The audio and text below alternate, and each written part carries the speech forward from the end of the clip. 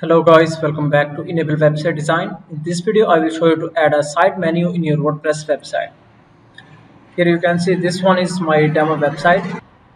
And now let's go to plugin sections and add a new plugin.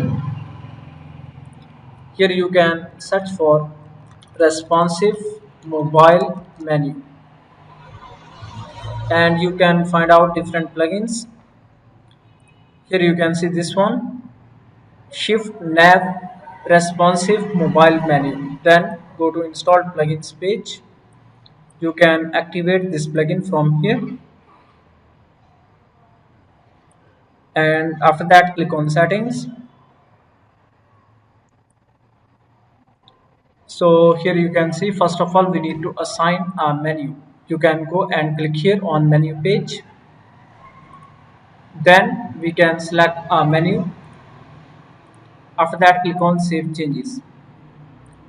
Now let's go to website front side, and here you can see this one, side menu is added in your web